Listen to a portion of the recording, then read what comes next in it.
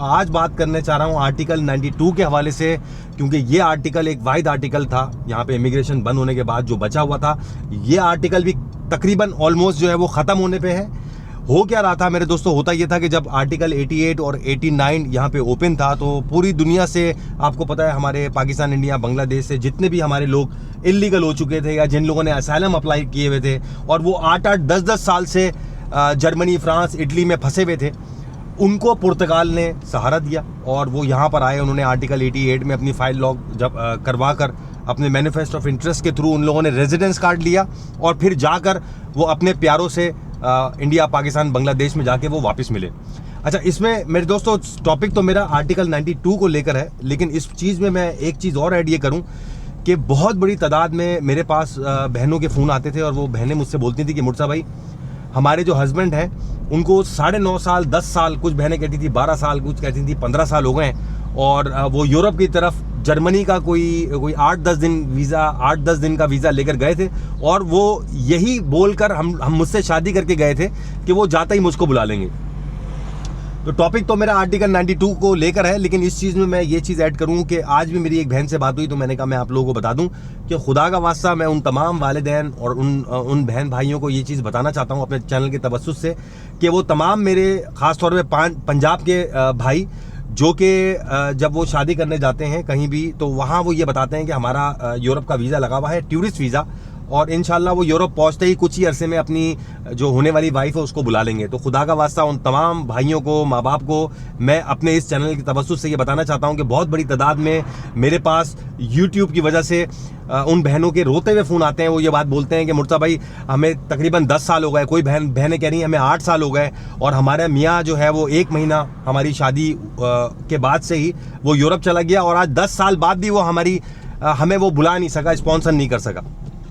तो खुदा का वास्ता किसी भी ऐसे शख्स से अपनी बहनों, बेटियों की शादियां ना करें जिसके पास टूरिस्ट वीज़ा हो। और ये पंजाब वाले हमारे भाई, खुदा के लिए ये जुल्म ना करें कि आप लोग 1-1 महीना शादी कर और वो अपनी बीवियों को वहाँ छोड़कर और आप लोग यहाँ परदेश आ गए।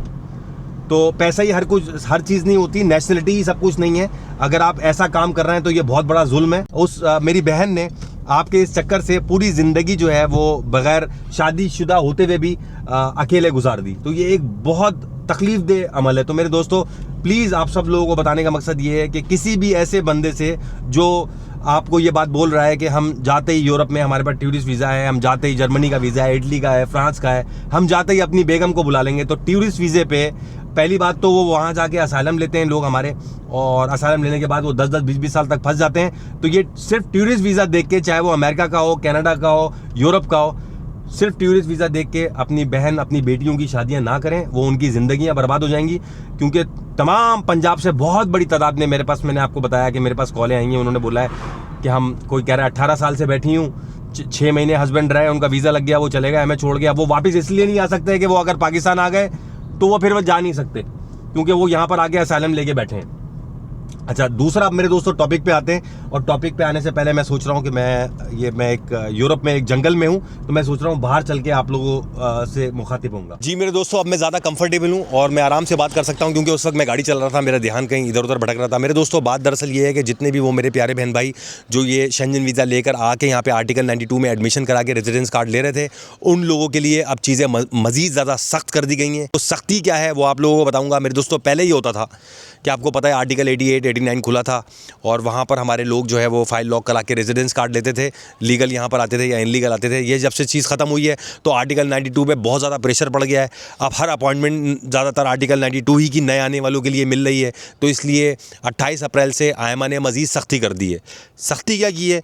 उन लोगों ने अब आपसे आपकी अटेंडेंस का प्रूफ भी मांगना शुरू कर दिया है कि आप प्रूफ दो कि आप ये कोर्स कर रहे हो। वो आपको कैसे मिलेगा? क्योंकि अभी रिसेंटली मेरा भाई एक लिस्बन गया था इंस्टीट्यूट उनके, और उन्होंने पूछा कि हमें प्रूफ चाहिए अटेंडेंस का। तो उन्होंने बोला कि अटेंडेंस का जो आपका प्रूफ है वो हमारे पास कोई रिकॉर्ड नहीं है, लेकिन सिर्फ जब आप लॉगिन करते हो कोर्स में तो आपको एक ईमेल आती है, वो ईमेल ही आपका प्रूफ है कि इस तारीख को इस मिनट पे आप जो है वो कोर्स कर रहे हो, और उसकी अटेंडेंस जो है आप उसी ईमेल पे आपको शो होगी। पहली चीज़। दूसरी, ये जो पहली चीज़ वो बताई जो मैंने, इन्होंने मांगना शुरू कर दी है। दूसरी चीज़ मेरे दोस्तों ये है कि पहले ये होता था यहाँ पर, क्योंकि आर्टिकल 88, 89 में रश था तो 92 की तरफ कोई जाता नहीं था, तो इन्होंने वो 92 हलवा बनाया हुआ था, बहुत आराम से उसको कार्ड मिल जाते थे। लोगों को कार्ड मिल जाते थे। अब ये हो रहा है कि अब आपको जब भी आप एडमिशन कराओगे और एडमिशन यानी कि जब बायोमेट्रिक के वक्त जाओगे तो बायोमेट्रिक के वक्त आपको ओरिजिनल डिक्लेरेशन चाहिए। ओरिजिनल डिक्लेरेशन क्या, वो ये है कि जब एक तो डिक्लेरेशन वो तब निकलेगी जब आप कोर्ट से अपॉइंटमेंट के लिए दरख्वास्त करोगे, तो एक तो वो हो गई। दूसरी, जब आप बायोमेट्रिक के लिए जाओगे तो उस वक्त अब ये ओरिजिनल डॉक्यूमेंट आपसे मांग रहे हैं। पहला हर इस तरह का कोई सीन नहीं होता था, और वो डॉक्यूमेंट भी इस तरह मांग रहे हैं कि आपको उस डिक्लेरेशन के ऊपर इंस्टीट्यूट का, जो भी आपका इंस्टीट्यूट है, उस पर ओरिजिनल स्टैंप होनी चाहिए, ओरिजिनल रसीद होनी चाहिए, और अगर वो कॉपी भी है तो उसके ऊपर ओरिजिनल स्टैंप होनी चाहिए इंस्टीट्यूट की, ताकि उनको ये लगे कि वाकई ये बंदा कोर्स कर रहा है। तो ये 3-4 चीज़ें मेरे दोस्तों मैं आपको बताने आया था, और अब बताया ये जा रहा है कि 28 अप्रैल के बाद से अगर आप बायोमेट्रिक के कोई एक पेपर भी आपके पास कम होगा तो आपका जो है वो आपका बायोमेट्रिक नहीं लिया जाएगा, और आपसे बोला जाएगा कि दोबारा अपॉइंटमेंट लेके आना। आपका अपॉइंटमेंट जो है वो खारिज कर दिया जाए। तो जितने आर्टिकल 92 में मेरे प्यारे बहन भाई वेट कर रहे हैं अपॉइंटमेंट का, या वो बायोमेट्रिक का वेट कर रहे हैं, या जिनके बायोमेट्रिक आ चुके हैं, उनको एक थोड़ी सी बात और बताता चलूँ कि पुर्तगाल के अंदर जितने भी डॉक्यूमेंट्स हैं आर्टिकल 92 के हवाले से, जैसे आप डिक्लेरेशन हैं और आपकी अपॉइंटमेंट जो है वो 3 महीने बाद की है, तो आप ऐसा ना करें कि आज ही निकाल लें, क्योंकि आप नए कानून के मुताबिक जो डिक्लेरेशन है वो 1 महीने के लिए वैलिड है, जिस पे जो इंस्टीट्यूट से आपको मिलेगी, जिसके ऊपर स्टैम्प लगी हुई होगी। दूसरा, जो पुर्तगाल के हवाले से ज़्यादातर इनके डॉक्यूमेंट्स हैं, जैसे जुनता हो गया, तो ये हरगिज़ मत कीजिएगा कि ये पुराना जुनता लगा दें। आपको नया जुनता चाहिए होगा और उसकी वैलिडिटी 3 महीने है। बाकी यहाँ का जो नेफ है वो भी आपको निकलवाना पड़ेगा, उसकी भी वैलिडिटी 3 महीने है। जो इनका नो डेबिट सर्टिफिकेट है वो भी आपको निकलवाना पड़ेगा। जो इनका सोशल है वो भी आप निकाल लें, सोशल का पेपर। अपने डॉक्यूमेंट्स आपके अप टू डेट होना चाहिए। आपका पुलिस क्लियरेंस सर्टिफिकेट से लेके आपका नेफ नंबर, आपका नेस नंबर, ये हर चीज़ अप टू डेट आपको चाहिए होगी। और कोर्स साथ साथ पढ़ते भी रहें, कहीं ऐसा ना हो कि बाद में ये इसलिए आपको रिजेक्ट कर दें। तुम यहाँ पर एडमिशन के ऊपर जो है वो रेजिडेंस कार्ड हम तुम्हें दे रहे थे और तुम्हारी यहाँ कोई अटेंडेंस ही नहीं है, तो that's why we are refusing your application. तो प्लीज़ पढ़ते रहें। अगर यहाँ पर रेजिडेंस कार्ड लेना आप लोग चाह रहे हैं तो पढ़ते रहें, साथ साथ अटेंडेंस लगाते रहें, ताकि आपको आगे चल के कोई परेशानी ना हो। बस ठीक है मेरे दोस्तों, ये बताने आया था। अपना बहुत ख्याल रखें। इंशाल्लाह अगली वीडियो में आपसे मुलाकात होती है। अल्लाह हाफ़िज़।